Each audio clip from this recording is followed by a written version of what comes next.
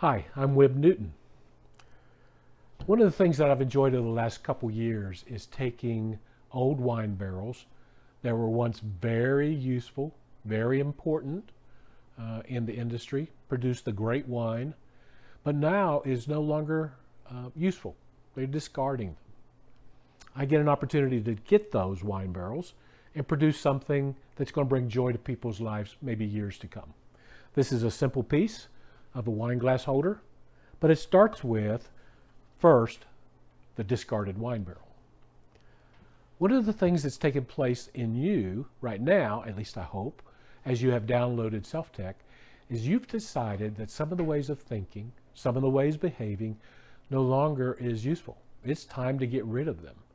It's time to change them into something much more productive, allows you to connect with people, and maybe even cause you to feel better about yourself. So, as you downloaded SelfTech and as you've walked through the process, these videos are designed to help you take a deeper look at each one of those processes. And I hope that you will enjoy these. So, today, these videos that I'm going to be sharing, or this video, is going to be dealing just with how we cope. What are some typical ways that we deal with life that is not productive at all, causes harm to ourselves sometimes, causes damage to our relationship. So let's get going.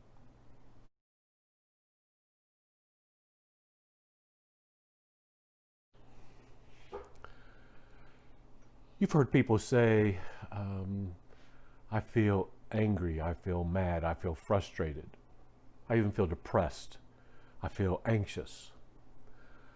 Those are more reactions than they are feelings. They're what we do. I am anxious. I do depression. I do anger, so to speak, because there's something that is deeper that's driving those reactions. We'll look at those in another video, but right now let's look at the reactions. The very first reaction that we have is blame. Blame is going into the world, putting your finger out and blaming them or the world or the environment or everybody else for what's going on inside of you. Maybe an emptiness inside of you that you're looking to get filled, and like a cup that you come into adulthood with and you look at and it's empty and you go, now you fill it. You've got to be responsible to making me feel loved. And if you don't do it right, then you're going to pay for it, usually with a lot of anger. Sarcasm, biting comments that are mean, because that person who is blaming is usually hurting pretty badly. I know of people who have said, yes, he hugged me, but he didn't hug me when I needed it. Or he hugged me 5 minutes ago. I needed it now and not 5 minutes ago. They're never really satisfied. It's as if they have that cup that is empty, and it is never really quite enough. Blaming is one of the 4 basic coping styles that we do, or reactions that we do. The next one is quite different.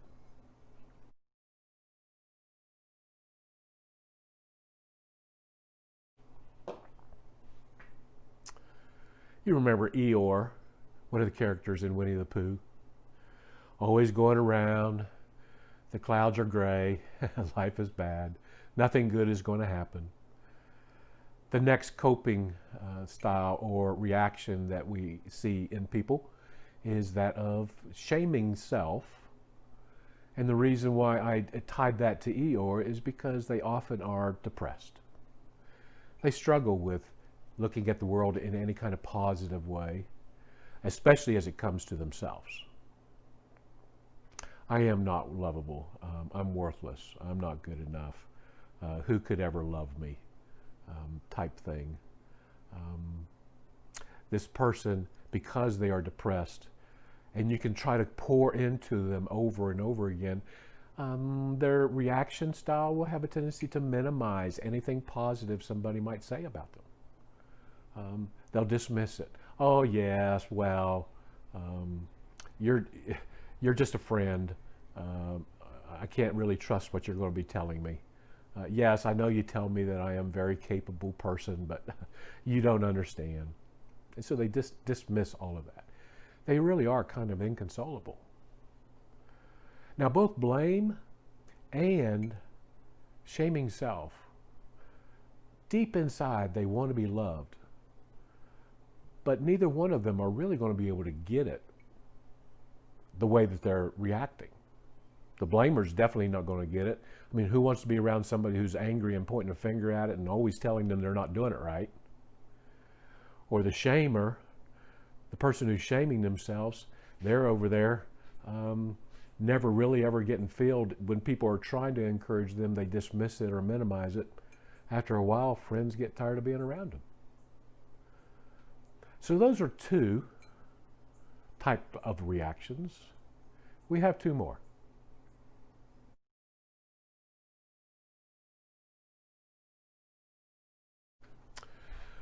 The next reaction is one of my favorites because I find myself doing it. In fact, these next two are probably my favorite. This one is control. You know, when life is kind of feeling out of control, or people aren't cooperating with the way I think things need to be done, or it gets a little risky. Maybe in a relationship it gets a little risky. Again, we'll talk about those drivers later on. But one of the ways of dealing with some of those negative feelings is to go into control. Very demanding, very critical, not only of ourselves, but of other people. We put up a wall of protection around us because if we were to let this wall down, we might get hurt. So we keep it up. And of course, it's very hard to have a relationship with people who have that wall up all the time. This person doesn't take risks in relationships. They like to have order. I always like to think that a code word for control is I'm organized. well, organization can be very important. You can go overboard too. And perfectionism becomes a part of that. I have to have things just so.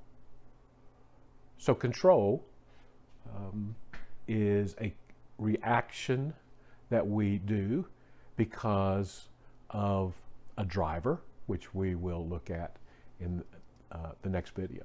But right now we have one more reaction or coping style that I want to address.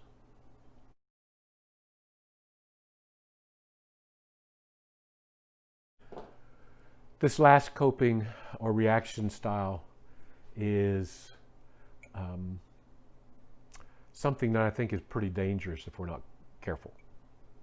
And it's escape/chaos. The reason why we say escape/chaos is because when we keep escaping, we can be pretty irresponsible, unreliable, we procrastinate, and of course that brings chaos. The escaping part is basically telling themselves, oh, I don't want to feel. These feelings are too difficult.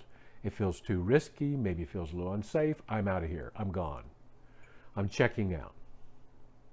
I'm going to just avoid. Now, in this way of escaping, you can pick up some pretty unhealthy habits. You can go into drugs, be drinking way too much, sex, Candy Crush, video games, church work, hobbies, anything. You know, I could be out here. I've shared with you what I do in my workshop, and it can be a healthy hobby. But if I'm using it just to get away from a conflict that my wife and I might be having, I'm escaping. I'm not dealing with the issue. And so it can become very problematic. Both escaping and controlling, again, they are desiring on a very basic level, they just want to be safe, but they're doing things that's actually causing them to not be safe. and definitely not be able to connect with the people that are in their life. So these 4 reactions, blame, shaming self, control, escape, they are very typical. We have different ways of expressing those, but those are the 4 general categories. In the next video I want to share with you, I want to share what really drives those. I've alluded to them in this video, but we're going to pack it a little bit more. So I'm Wim Newton, and this is Self Tech. A better self, a better world, Self Tech.